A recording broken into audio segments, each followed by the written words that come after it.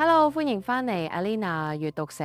今日想同大家 share 嘅呢本書真係幫到好多人，甚至可以話係救命書嚟嘅。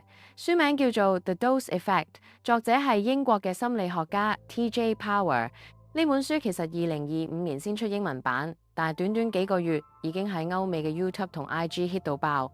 我成日都見到有人 share 佢哋嘅 dose 配方，話自己終於揾翻做人嘅動力。點解呢本書咁 hit？因為佢真係講中晒我哋現代人最痛嗰個位。試下回想下你嘅日常生活，每日翻工 OT 到好夜，拖住個殘晒嘅身體翻到屋企，你剩低嘅時間會做乜？通常都係攤喺梳化玩手機、叫外賣、煲劇，係咪？然後臨瞓前就開始 emo， 覺得自己好廢，覺得人生好似冇乜意思，行屍走肉咁。第二朝起身又係同一個 loop， 無限輪迴。呢種感覺唔係淨係得你有，我以前都係咁。我哋成日以為要擺脫呢種狀態係需要意志力，需要更加努力，或者需要飲多2碗心靈雞湯。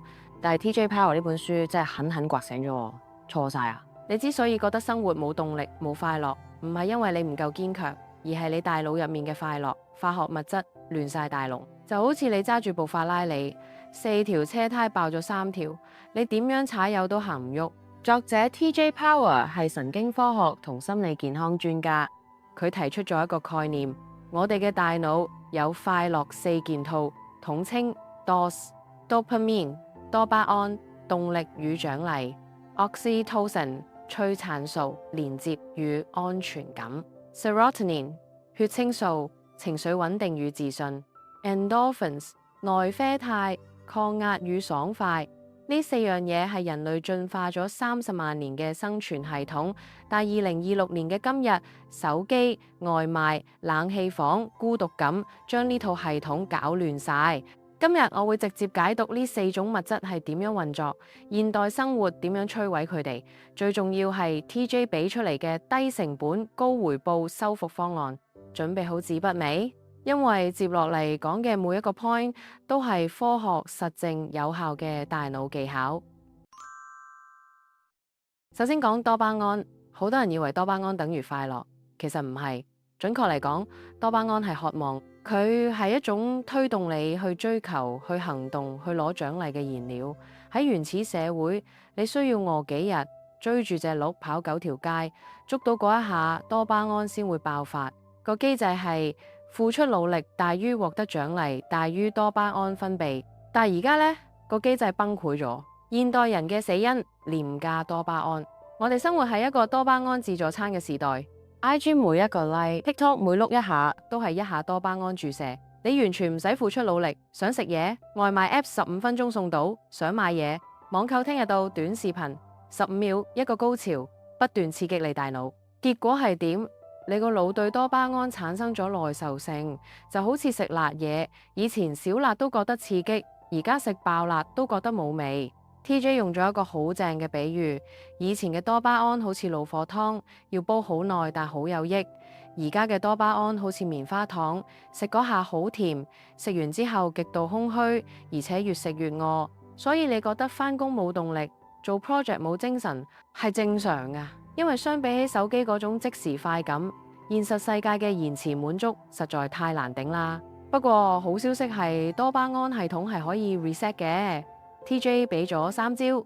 第一招，多巴胺斷食，呢個係最痛但最有效嘅。試下24到48小時完全唔掂高刺激娛樂，冇社交媒體，冇甜品，冇打機。頭一日你會好似戒毒咁，極度煩躁無聊，呢個就代表你個腦開始修復緊。去到第3日，你會發現個世界突然清晰咗，你會開始覺得睇書、行街甚至執屋都幾得意。呢個就係多巴胺受體敏感度回升嘅跡象。第二招，早晨冷水浴，呢個係 TJ 本人最推崇嘅方法。如果溫度合適，每日朝早沖涼最後嗰2到3分鐘轉做凍水。科學研究證實，凍水刺激可以令大腦嘅多巴胺濃度飆升250%，而且維持幾個鐘頭。我親身試過，頭幾次真係想死，凍到入心。但沖完出嚟嗰一下，你會覺得成個人醒晒，專注力極高。呢種係賺翻嘅多巴胺，唔會有副作用。第3招，建立努力與獎勵連結，千祈唔好一起身就碌手機，這等於未跑就派獎牌。之後你成日都會冇動力。試下改個習慣，先做完一件事，例如做運動、睇10頁書、覆完最煩嗰封 email， 再准自己飲杯咖啡或者碌10分鐘手機，重新教識你個腦。獎勵係要用努力換翻嚟嘅。第二個係催產素，又叫擁抱荷爾蒙，佢代表信任、安全感、歸屬感。現代人嘅死因，數碼孤獨。我哋以前生活喺部落，一齊食飯，互相幫忙。而家你有幾千個 IG 聯繫人，但唔開心嗰陣唔知打俾邊個。你同朋友食飯，個個低頭望手機。所謂嘅聚會，只係換個地方玩電話。研究顯示，長期缺乏催產素會令皮質醇長期偏高，人會變得焦慮、多疑、免疫力下降。其實催產素嘅修復好簡單，第一招20秒擁抱法則，呢個係最 warm 嘅一招，同你嘅伴侶、屋企人甚至係好朋友嚟一個超過20秒嘅擁抱。點解要20秒？因為一般禮節性嘅擁抱1到2秒係冇化學反應嘅，只有當擁抱超過20秒，大腦先會分泌催產素，你會感覺到對方嘅體溫、心跳，個心會突然定落嚟。第二招，冇手機飯局，約法3章，食飯嗰陣，所有人將手機跌埋一邊，邊個忍唔住攞手機，邊個就要埋單。當你冇得望手機，你就被逼要望住對方對眼。眼神接觸係催產素嘅強力開關。試下專心聽朋友講嘢，你會發現嗰種滿足感比喺 IG 嘅 like 強烈100倍。第三招，讚美嘅力量。每日真誠咁讚一個人，例如你今日個 presentation 嘅數據做得好詳細，幫咗我好多。當你讚人，對方開心，你亦會因為幫到人而釋放催產素。呢個係雙贏。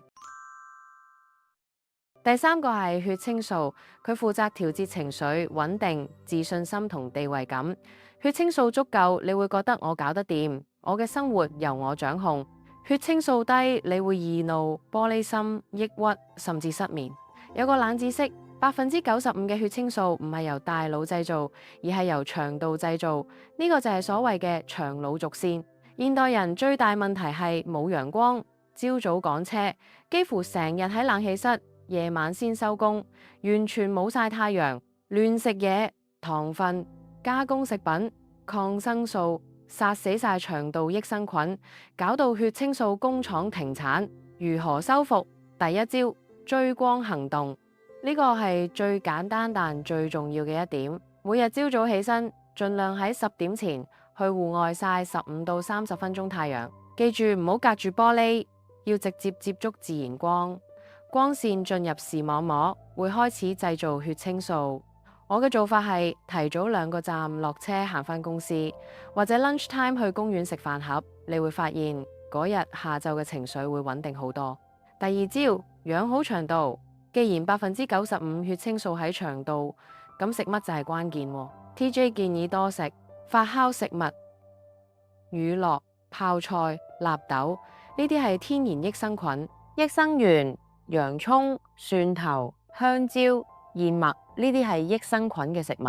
戒糖，糖分係破壞腸道菌群嘅元兇。第三招，每日做一件幫人嘅小事。血清素同社會地位有關，當你覺得自己被需要、有貢獻，血清素就會升。